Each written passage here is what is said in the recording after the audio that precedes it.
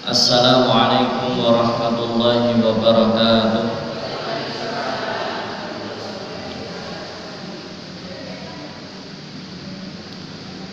Innal hamdalillah nahmaduhu wa nasta'inuhu wa nastaghfiruh wa na'udzu billahi min shururi anfusina wa sayyiati a'malina.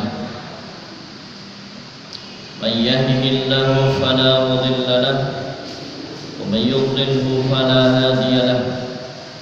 Asyhadu an la ilaha illallah wahdahu la syarika lahu wa asyhadu anna Muhammadan abduhu wa rasuluh la nabiyya wa la rasula ba'da.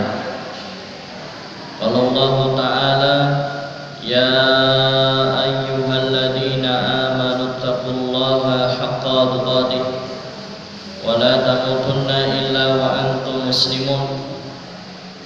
Wa qala ya ayyuhalladzina amanu taqullaha wa qulu qawlan sadida yuslih lakum a'malakum wa yaghfir lakum dhunubakum wa man yuti'illaha wa rasulahu faqad faza fawzan 'azima. Fa inna asdaqal hadithi kitabullah wa khairal hadi Muhammadin sallallahu alaihi wasallam wa syarrul umuri muhdatsatuha fa inna kulla muhdatsatin bid'ah kulla bid'atin dhalalah wa kulla dhalalatin finnar. Jamaah yang dirahmati Allah Subhanahu wa taala, alhamdulillahi rabbil alamin. Kembali Allah Subhanahu wa taala pertemukan di tempat yang terbaik di muka bumi ini, yaitu masjid, di Masjid Nurul Jadid, yang semoga senantiasa Allah Subhanahu wa taala limpahi barakah. Allahumma amin. Dan dikumpulkannya kita di majelis yang mulia, yaitu majelis ilmu. Alhamdulillah, Allah Subhanahu wa taala telah memberikan kita keistiqomahan, yang sehingga hadirnya kita di majelis ilmu ini serasa ringan di hati dan langkah kaki kita. Walaupun di hari libur yang mungkin banyak orang menghabiskan atau memanfaatkan hari libur ini dengan keluarga, berkumpul dengan mereka, kemudian mungkin bertamasya atau mungkin kuliner, tetapi alhamdulillah jamaah sekalian bisa mengawali pagi hari ini, di hari libur ini, di weekend ini, diawali dengan melakukan aktivitas yang sangat bermanfaat untuk dunia dan akhirat kita. Dan inilah tanda kebaikan Islam kita. Inna min husnil islamil mar'i tarkuhu ma la ya'ni. Tanda baiknya Islam seseorang, tanda baiknya keislaman seseorang itu manakala ia mampu meninggalkan hal-hal yang enggak ada manfaatnya. Dia hanya mau melakukan aktivitas-aktivitas yang dapat membawa manfaat untuk iman dan agamanya, manfaat atau kemaslahatan untuk agama dan akhiratnya. Termasuk diantaranya adalah bermajelis ilmu. Salam dan salawat senantiasa tercurah limpahkan atas Nabiullah Muhammad sallallahu alaihi wasallam, beserta kepada keluarga beliau sallallahu alaihi wasallam, kemudian para sahabat, tabi'in, tabi'ut tabi'in, dan kepada umat beliau sallallahu alaihi wasallam illa yaumiddin. Dan bertakwa kepada Allah dengan sebenar-benarnya takwa, senantiasa mengingat Allah, senantiasa taat kepada Allah, dan senantiasa mensyukuri nikmat yang telah Allah Subhanahu wa taala berikan, dan jangan sekali-kali mati kecuali dalam keadaan Islam. Inna dina indallahil Islam. Karena Islam inilah agama yang diridai Allah Subhanahu wa taala, agama yang diterima oleh Allah Subhanahu wa taala. Innal ladzina kafaru min ahlil kitabi wal musyrikina fi nari jahannam khalidina fiha ulaika hum syarrul bariyah. Mereka orang-orang kafir, ya, kemudian ahli kitab, orang-orang yang menyekutukan Allah Subhanahu wa taala, tempat mereka di neraka. Fi nari jahannam, tempat mereka di neraka jahanam, khalidina fiha, mereka kekal di dalamnya, ulaika hum syarrul bariyah, dan mereka seburuk-buruknya makhluk. Maka berbahagialah hati kita, gembiralah kita, karena sampai detik ini kita masih berada di atas keimanan dan keislaman, dan itulah istiqomah yang akan kita bahas pada pagi hari ini. Jamaah yang dirahmati Allah Subhanahu wa taala, a'zamul karamah zumul istiqomah. Itu perkataan dari Syekhul Islam Ibnu Taimiyah. Karomah yang paling mulia adalah berpegang teguh dengan istiqomah. Ada juga perkataan ulama yang lain mengatakan afdalul karomah, seutama-utamanya karomah itu adalah istiqomah.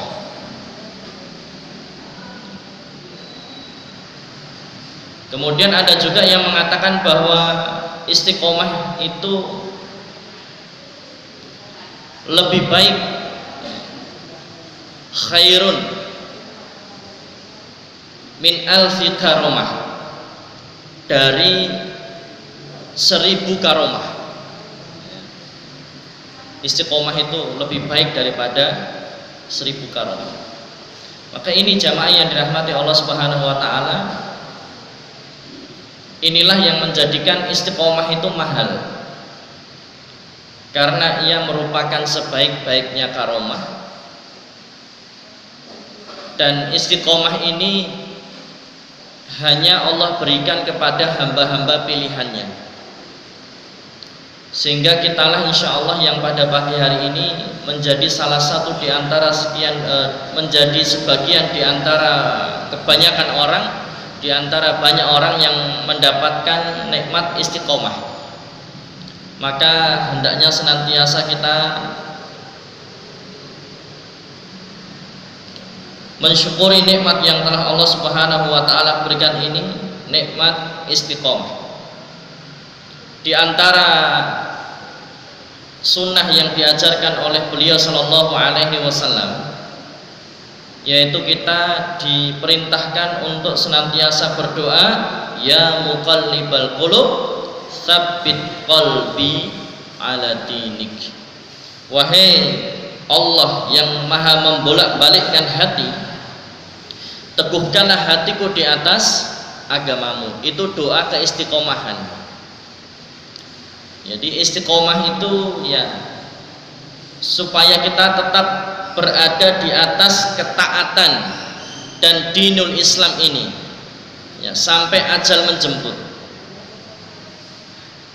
Terlebih-lebih nanti ketika sakaratul maut kita bisa mengucapkan la ilaha illallah. La ilaha illallah afdalul dzikr, ya, zikir yang utama. La ilaha illallah maknanya la ma'budu bihaqqin illallah. Di situ kita mengesahkan Allah Subhanahu wa taala. Tidak ada Tuhan yang berhak disembah dengan hak kecuali atau melainkan Allah Subhanahu wa taala. Itulah kalimat tauhid. Dan itulah dinul Islam.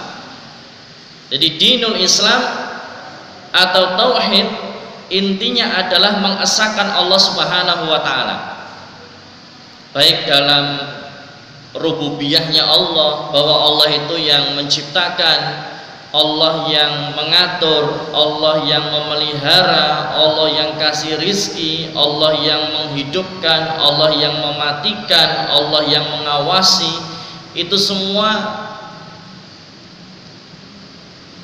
kita kembalikan kepada Allah Subhanahu wa taala. Hanya Allah yang bisa itu, yang bisa menciptakan dan sebagainya. Inilah mengesahkan Allah dalam hal rububiyah. Allah yang menciptakan alam semesta ini. Maka ketika kita membaca surah Al-Fatihah, senantiasa kita membaca alhamdulillahi rabbil alamin. Segala puji bagi Allah, Rabb semesta alam, yang sehingga semesta alam ini ada pada genggaman Allah Subhanahu wa taala, termasuk hati kula panjenengan itu ada di genggaman Allah Subhanahu wa taala. Maka Ketika Rasulullah mengajarkan doa ya muqallibal qulub tsabit qalbi ala dinik, sering-sering kita baca ini. Yuk sering-sering para sahabat untuk membaca ini. Kita pun juga umatnya diperintahkan untuk sering-sering membaca doa ini.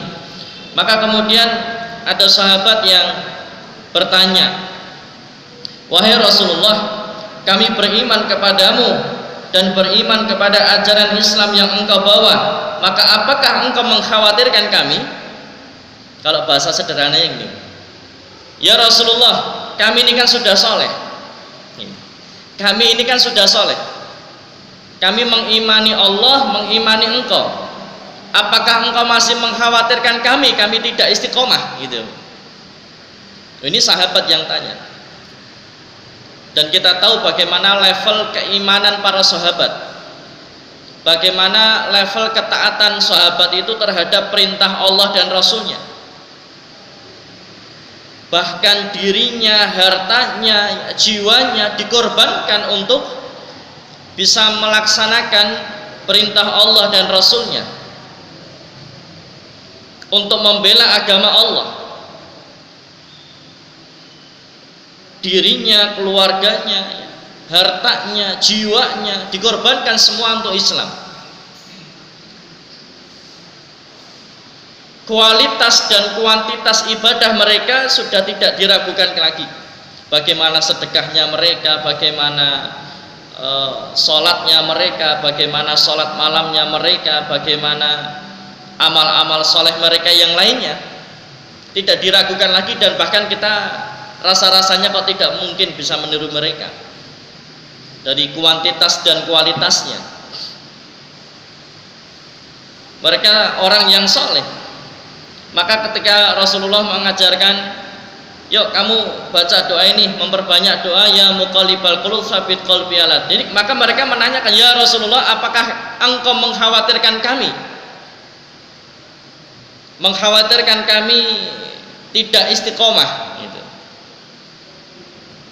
Kalau kita kan rasa-rasanya nggak mungkin kalau sahabat itu nggak istiqomah, itu nggak mungkin gitu.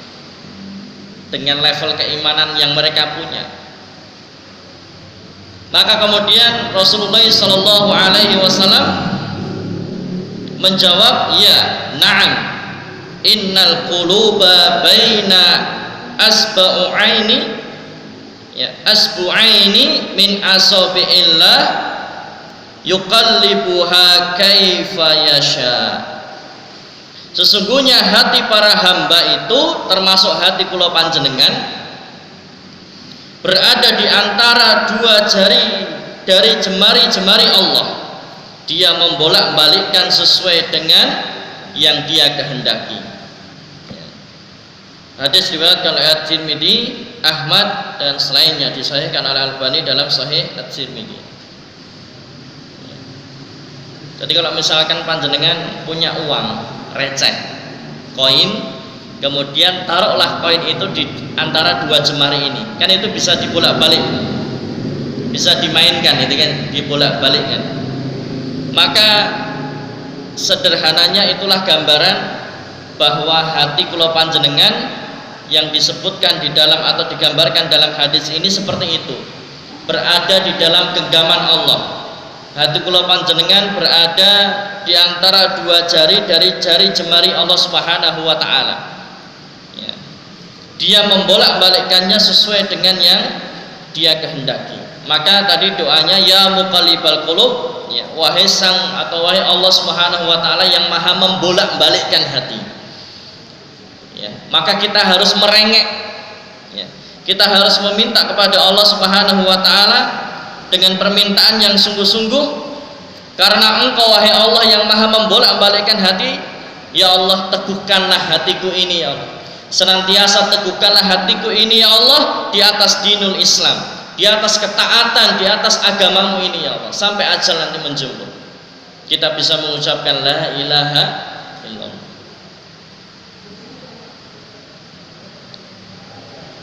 Ini jamaah yang dirahmati Allah Subhanahu wa taala. Maka di antara wujud syukur kita mensyukuri nikmat keistiqomahan ini, yang pertama adalah senantiasa berdoa kepada Allah, ya muqallibal qulub tsabit qalbi ala dinik. Selalu berdoa karena hati kita ada pada genggaman Allah Subhanahu wa taala. Dan Allah lah yang Maha membolak-balikkan hati. Selalu berdoa untuk meminta keistiqomahan. Jangan merasa diri ini sudah soleh. Jangan merasa diri ini sudah banyak ibadahnya. Jangan merasa bahwa diri ini sudah rutin banyak mengikuti kajian. Akhirnya kemudian karena sudah kepedean, lupa berdoa, ya muqallibal qulub tsabit qalbi ala dinik. Lupa minta kepada Allah, lupa memohon kepada Allah diberikan atau dipertahankannya nikmat keistiqomahan. Banyak orang yang paginya mukmin, sorenya jadi kafir. Banyak orang yang malamnya mukmin, paginya jadi kafir. Allah yang Maha membolak-balikkan hati. Dan terkadang kafirnya pun atau murtadnya pun karena sesuatu yang remeh, hanya karena sembako, hanya karena beasiswa, mungkin hanya karena ditengok ketika sakit atau semacamnya. Padahal paginya mukmin, sorenya kafir. Padahal malamnya mukmin, paginya sudah kafir. Hanya karena sesuatu yang remeh dia jual agamanya untuk sesuatu yang enggak seberapa. Bayangkan hanya sembako loh. Paling sembako berapa sih? 100.000, 200.000. Dia jual agamanya untuk itu, yang dengannya khalidina fiha, ya, fi nari jahannam khalidina fiha, yang dengan itu dia berada di dalam neraka jahanam, kekal di dalamnya. Hanya sesuatu yang murah sekali, sesuatu yang remeh sekali.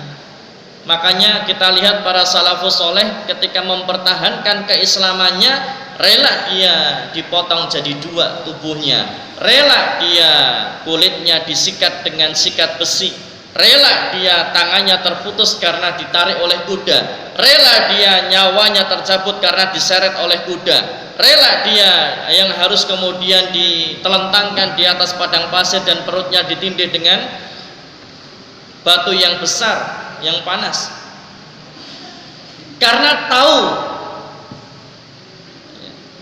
apa keutamaannya ketika dia meninggal dalam keadaan Islam. Wala tamutunna illa wa antum muslimun.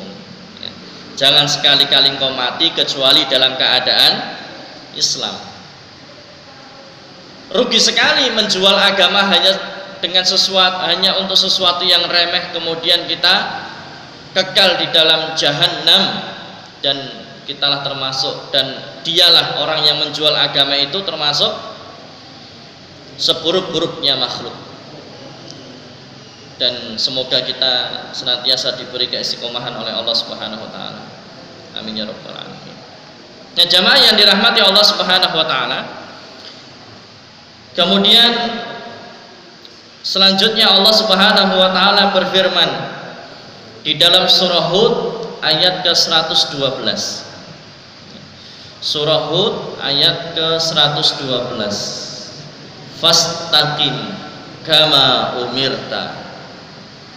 Fastaqim kama umirta. Maka tetaplah engkau Muhammad di jalan yang benar sebagaimana telah diperintahkan kepadamu. Dan kita senantiasa meminta jalan yang benar, bukan? Kita senantiasa meminta jalan yang lurus, bukan? Dan jalan yang benar itu adalah jalan yang lurus. Ihdinas siratal mustaqim, siratal ladzina an'amta 'alaihim ghairil maghdubi 'alaihim waladdallin. Siratal ladzina an'amta 'alaihim, ini yang selalu kita minta ditunjukkannya. Ya Allah, tunjukkan kepada saya jalan yang lurus, yaitu jalannya orang-orang yang Engkau beri nikmat, yaitu jalannya para nabi, jalannya para siddiqin, jalannya para syuhada, dan jalannya para sholihin. Dan ya Allah, istiqomahkanlah saya di atas jalan itu. Maka fastaqim kama umirta, maka tetaplah engkau Muhammad di jalan yang benar itu, di jalan yang lurus itu, sebagaimana telah diperintahkan kepadamu. Jalannya para nabi, para siddiqin, para syuhada, dan para sholihin. Beristiqomahlah pada agama Rabbmu, mengamalkannya dan berdoa kepadanya. Jadi istiqomah ialah senantiasa tetap pada jalan yang lurus. Umar radhiyallahu anhu berkata, istiqomah ialah engkau melaksanakan perintah dan menjauhi larangan dan tidak pergi ke sana kemari sebagaimana rubah. Jangan berubah-ubah. Ya. Senantiasalah tetap pada jalan yang lurus. Engkau melaksanakan perintah dan menjauhi larangan Allah Subhanahu wa taala. Kemudian Allah Subhanahu wa taala juga berfirman dalam surah Fussilat ayat ke-30. Ya. Surah Fussilat ayat ke-30. Ini dalil-dalil diperintahkannya kita untuk senantiasa istiqomah, mempertahankan keistiqomahan. Innal ladzina qalu rabbunallah tsumma istaqimu tatanazzalu alaihimul malaikah ala takhafu wa la tahzanu wa abshiru bil jannati allati kuntum tu'adun. Sesungguhnya orang-orang yang mengatakan Rabb kami ialah Allah, kemudian mereka istiqomah pada pendirian mereka, summastaqamu,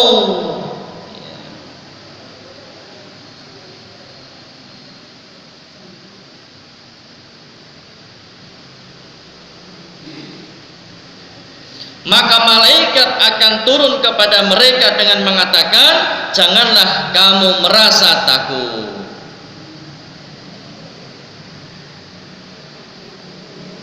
Ala takhafu wa la tahzanu, dan janganlah kamu merasa sedih.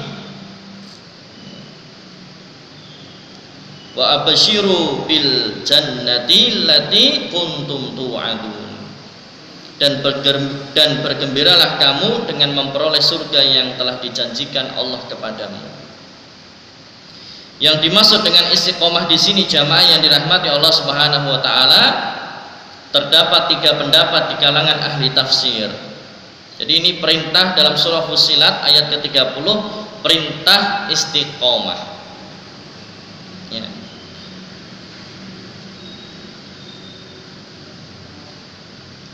Orang yang istiqomah, maka malaikat akan turun kepada mereka dan mengatakan, dengan keistiqomahanmu itu maka janganlah kamu merasa takut dan janganlah kamu merasa sedih, dan kemudian bergembiralah karena keistiqomahanmu itu akan diganti dengan surga. Yang mana surga kenikmatannya tidak pernah didengar oleh telinga kita, tidak pernah kita kenikmatan surga terlihat oleh mata kita, terbesit dalam pikiran kita. Artinya jamaah yang dirahmati Allah Subhanahu wa taala,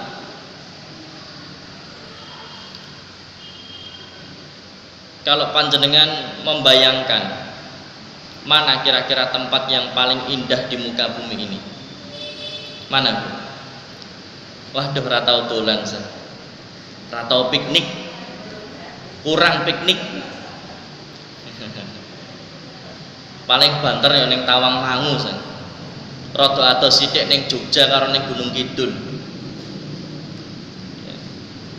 Akhirnya yang terbayangkan ya tempat yang indah itu ya sana. Lah kalau kita masih bisa membayangkan itu, surga lebih daripada itu.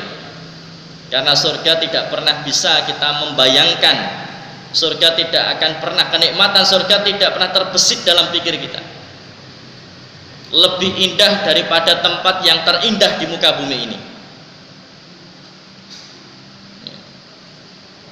Jamaah yang dirahmati Allah Subhanahu wa taala, keistiqomahan itulah yang akan Allah ganti dengan surganya, dengan jannahnya. Nah, kembali kepada maksud dengan istiqomah di ayat Fussilat, di surah Fussilat ayat ke-30, sebagaimana yang disampaikan oleh para ahli tafsir, para mufassir, setidaknya ada 3. Yang pertama adalah istiqomah di atas tauhid. Hal ini sebagaimana yang dikatakan oleh Abu Bakar As-Siddiq dan juga Mujahid. Istiqomah itu adalah teguh di atas tauhid. Kemudian yang kedua, istiqomah dalam ketaatan dan menunaikan kewajiban Allah, sebagaimana dikatakan oleh Ibnu Abbas, Al-Hasan dan Qatadah. Istiqomah dalam ketaatan dan menunaikan kewajiban Allah. Kemudian yang ketiga, istiqomah di atas ikhlas dan dalam beramal hingga maut menjemput, sebagaimana dikatakan oleh Abul Aliyah dan As-Sudi. Dan sebenarnya jamaah yang dirahmati Allah Subhanahu wa taala, istiqomah itu yang mencakup 3 tafsiran tadi. Itulah yang dimaksud dengan istiqomah. Jadi istiqomah itu kalau dirinci 1, ya, dia mentauhidkan Allah Subhanahu wa taala. Yang kedua, dia mentaati dan menunaikan kewajiban Allah Subhanahu wa taala. Dan yang ketiga, mengikhlaskan ibadah dan amal saleh. Wa ma umiru illa liya'budullaha mukhlishina lahuddin, dalam surah Al-Bayyinah. Kita diminta untuk memurnikan, kita diminta untuk mengikhlaskan. Makanya disampaikan oleh Allah Subhanahu wa taala, qul inna sholati wa nusuki wa mahyaya wa mamati lillahi rabbil alamin. Katakanlah, sesungguhnya salatku, sembelihanku, hidupku dan matiku hanya untuk Allah Subhanahu wa taala, Rabbul alamin. Mengikhlaskan, memurnikan apapun yang kita lakukan, amal saleh, ibadah yang kita lakukan, kita murnikan, kita ikhlaskan lillahi ta'ala, hanya untuk Allah Subhanahu wa taala, Rabbul alamin. Inilah istiqomah, mentauhidkan Allah, melaksanakan ketaatan atau menunaikan kewajiban. Yang ketiga adalah ikhlas dalam beramal, ya, ikhlas dalam beramal. Sedekah bukan karena pengen dipuji, sedekah bukan karena pengen didengar orang. Makanya Masya Allah banyak orang itu kalau sedekah nyun pangapunten, nanti kalau diumumkan atas nama hamba Allah saja.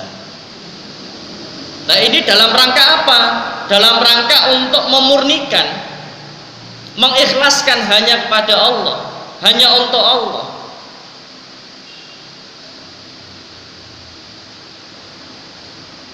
Nama tidak dikenal, tidak apa-apa, karena nama kita tidak disebutkan pun juga nama kita sudah masuk dalam catatan malaikat, catatan amal baiknya. Kita ditulis pada hari itu, jam itu, detik itu kita telah bersedekah, berapapun nominalnya. Allah sudah melihat sedekah kita. Lah terus apakah kalau sedekah namanya nggak boleh disebutkan? Boleh, asalkan tetap bisa menjaga hati.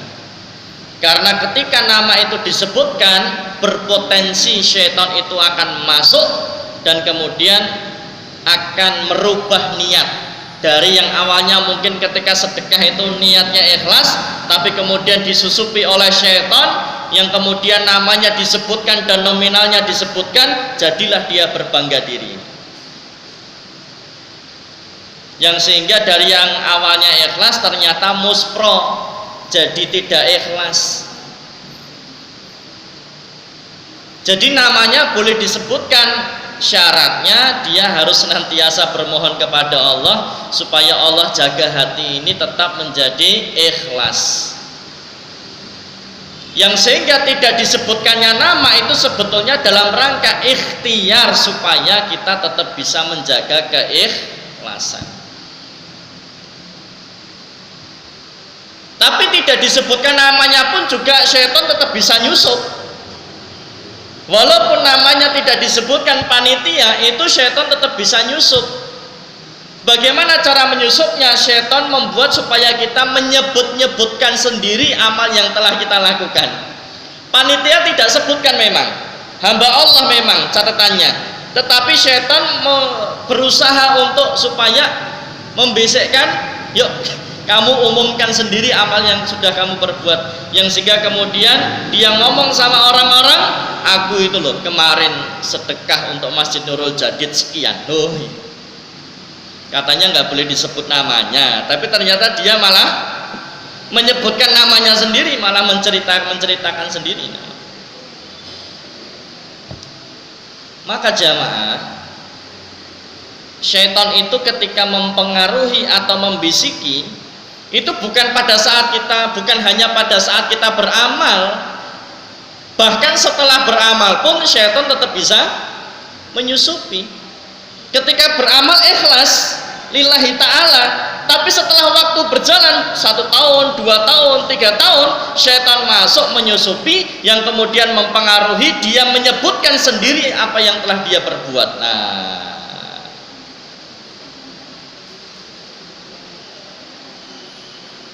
Padahal jaraknya sudah 1 tahun, padahal jaraknya sudah 2 tahun. Wah, kondisi 2 tahun kepengker, ya itu namanya. Awalnya ikhlas, jadi kemudian tidak ikhlas. Nah, ini hati-hati. Tapi intinya ikhlas itu adalah amalan hati. Kita tidak bisa mengatakan, oh itu namanya disebut berarti orang ikhlas. Oh itu namanya nggak disebut berarti ikhlas, nggak bisa. Ikhlas itu amalan hati. Walaupun disebutkan, tetapi kalau dia bisa menjaga hatinya, insya Allah tetap ikhlas. Ya. Tetapi pada intinya jamaah yang dirahmati Allah Subhanahu Wa Taala, tadi kita harus senantiasa bermohon kepada Allah supaya menjaga hati ini, supaya tetap istiqomah, supaya tetap ikhlas lillahi ta'ala. Qul inna sholati wa nusuki wa mayyahya wa mamati lillahi rabbil alamin. Karena memang sahabat itu kalau sedekah kadang terang-terangan, kadang sembunyi-sembunyi, Pak. Ya, sahabat itu kalau sedekah kadang terang-terangan, kadang sembunyi-sembunyi. Dan gak masalah, sedekah terang-terangan ya boleh, sedekah sembunyi-sembunyi ya boleh. Yang tidak boleh itu diam-diam tidak sedekah. Itu nggak boleh ya. Diam-diam tidak sedekah. Jamaah yang dirahmati Allah Subhanahu Wa Taala, pernah suatu ketika Rasulullah, yuk sedekah, kita mau jihad nih, butuh banyak kebutuhan, banyak keperluan. Siapa yang mau sedekah? Wah, itu Abu Bakar langsung angkat tangan. Saya sedekah 100% hartaku ya Rasulullah. Oh itu. Umar bin Khattab gak mau kalah. Cuman ya berat kalau nyaingi Abu Bakar. Umar bin Khattab, aku sedekah 50% dari hartaku. Makanya Abu Bakar itu tipikal pemimpin yang memang memberatkan umatnya. Loh kok bisa? Karena umatnya tidak mungkin bisa melebihi beramalnya Abu Bakar. Jadi mau nyanyi Abu Bakar itu susah. Sama Umar juga mengatakan demikian, susah nyanyi Abu Bakar itu memang susah. Jadi kalau Abu Bakar jadi pemimpin itu termasuk pemimpin yang berat. Karena umatnya susah untuk bisa melebihi Abu Bakar. Masya Allah, dalam hal sedekah, bersedekah 100% hartanya. Ketika ditanya, Abu Bakar, kok kamu sedekah 100%, apa yang kamu tinggalkan untuk keluargamu? Abu Bakar menjawab, aku tinggalkan untuk mereka Allah dan Rasulnya. Bayangkan. Ya sedekah aja 100%, Masya Allah. Nah, banyak orang yang sedekahnya 2000 minta sehat, minta rizki, minta jodoh, minta macam-macam. Abu Bakar 100% hartanya disedekahkan, diem-diem aja. Ya, kita sedekah 2000 mintanya sehat, mintanya bisnis lancar, mintanya jodoh, sakit disembuhkan, macam-macam, keluarga sakinah mawaddah warahmah, dimasukkan surga yang tertinggi, surga yang terbaik. 2000 itu kalau di SPBU buat apa, Bu?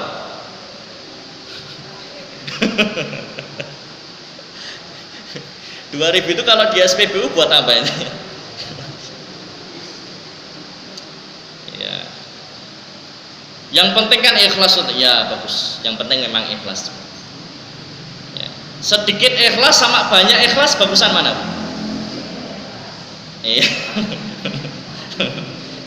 Jadi kalau membandingkan, Mbok, yang tepat gitu loh ya.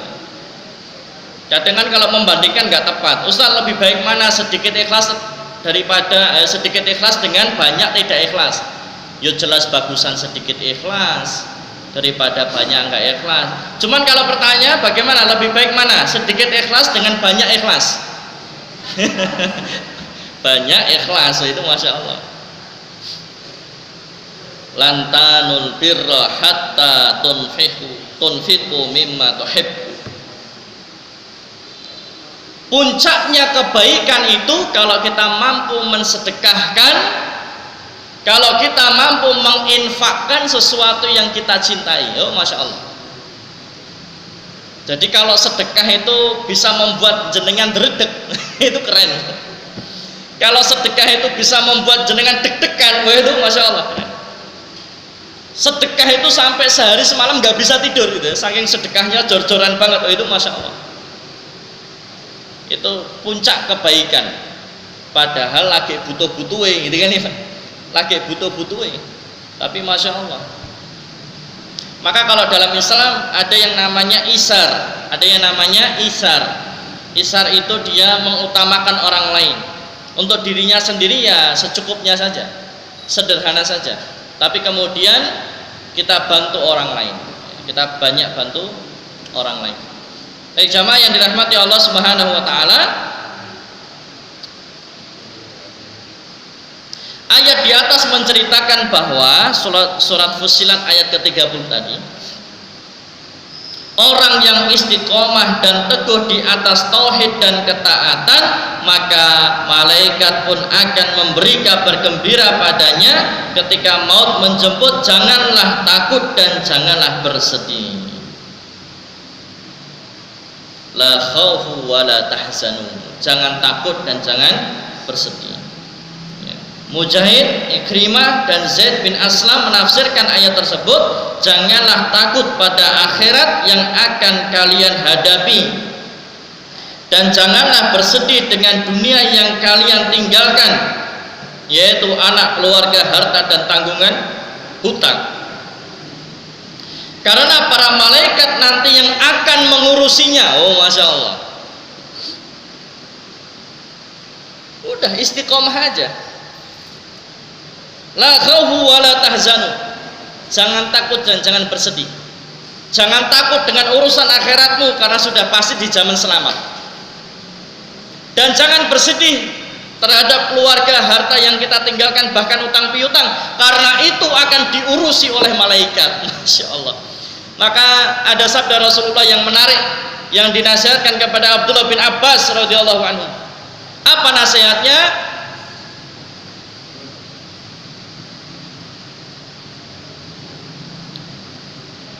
Ihfadillaha yahfadka. Jagalah Allah, istiqomahlah di dalam menunaikan hak-haknya Allah Subhanahu wa ta'ala. Yahfadka, maka Allah akan menjagamu. Ternyata kalau kita lihat dalam penjelasan para ulama, Masya Allah, Ketika orang itu berada di atas keistiqomahan menjalankan hak-haknya Allah, maka Allah akan menjaga dirinya, Allah akan menjaga keturunannya, Allah akan menjaga hartanya. Masya Allah. Makanya ketika di dalam kisah yang ada di surah Al-Kahfi, di mana dikisahkan Khidir dengan Nabi Musa, ketika berjalan-jalan menemukan rumah anak yatim yang reot, ya kan? Ingat kan itu? Kemudian Nabi Khidir dan Nabi Musa membangun itu rumah. Dibangunlah rumah itu. Bayangkan, rumahnya yang bangun Nabi, rumahnya yang merenovasi Nabi. Kalau rumah kita kan yang bangun kuli. Tuh, ini rumahnya anak yatim ini spesial karena yang bangun Nabi, Masya Allah.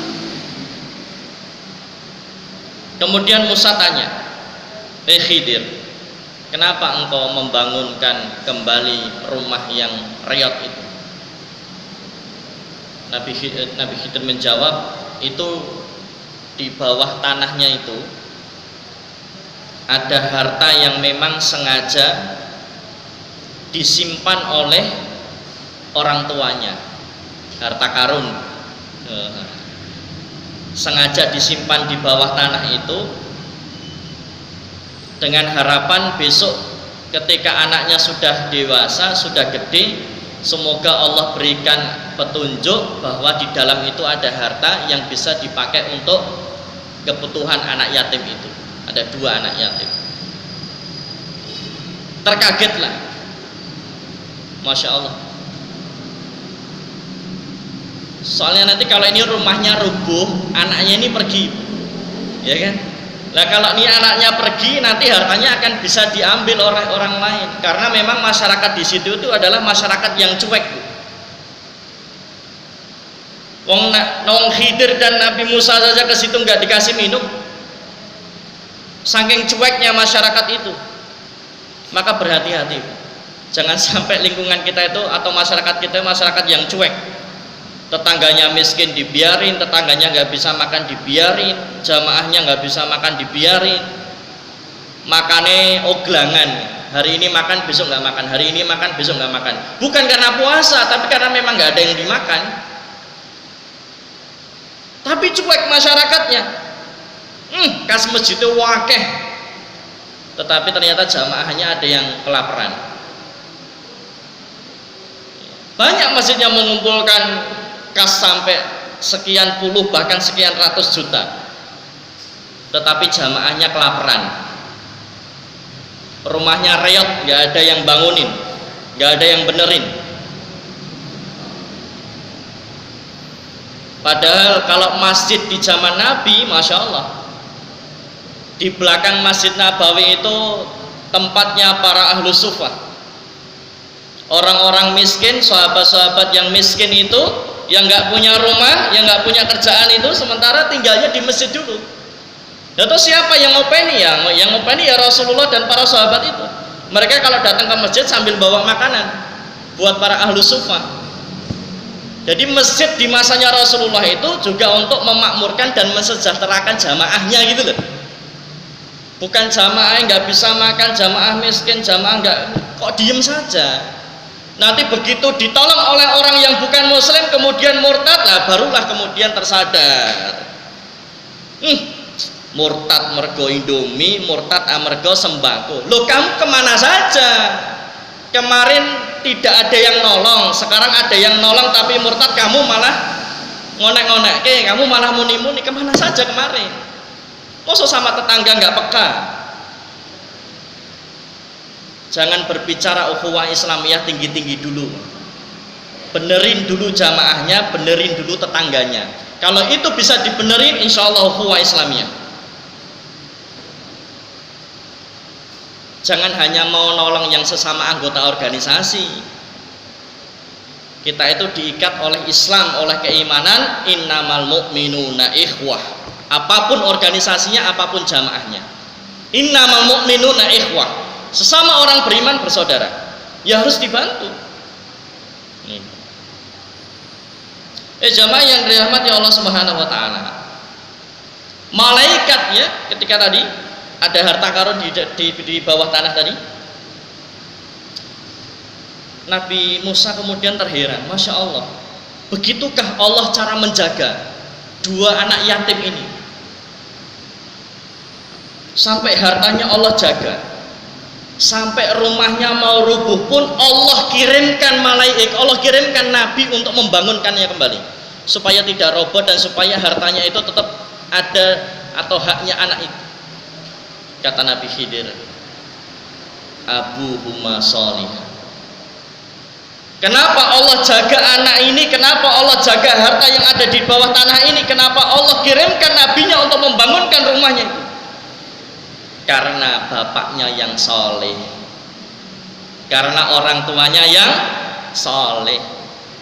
Dan bahkan kalau kita lihat dalam tafsirnya, ternyata kesolehannya itu berada di simbah-simbah buyutnya. Ternyata Masya Allah, inilah yang kemudian menjadi dasar bahwa kalau kita orang tua soleh, qu anfusakum wa ahlikum nara, maka Allah pun juga akan menjaga anak turun kita, Allah akan menjaga cucu-cucu kita, dan Allah akan menjaga harta kita, asalkan mau soleh. Makanya la khaufu wala tahzanu, jangan takut dan jangan bersedih, Allah akan jaga itu, Allah akan selesaikan urusanmu. Siapa yang menyelesaikan? Para malaikat. Allah akan perintahkan malaikat untuk menyelesaikan masalah-masalahnya. Oh Masya Allah, itulah keutamaan bagi mereka yang mau istiqomah ya. Begitu pula mereka diberi kabar gembira berupa surga yang dijanjikan. Dia akan mendapat berbagai macam kebaikan dan terlepas dari berbagai macam kejelekan. Zaid bin Aslam mengatakan bahwa kabar gembira di sini bukan hanya dikatakan ketika maut menjemput, namun juga ketika di alam kubur dan ketika di hari kebangkitan. Inilah yang menunjukkan keutamaan seseorang yang bisa istiqomah. Al-Hasan Al-Basri ketika membaca ayat di atas surah Fussilat ayat ke-30, ia pun berdoa, Allahumma anta rabbuna farzuqnal istiqomah. Allahumma anta rabbuna farzuqnal istiqomah. Allahumma anta rabbuna farzuqnal istiqomah. Ya Allah, Engkau adalah Rabb kami, berikanlah keistiqomahan kepada kami ya Allah.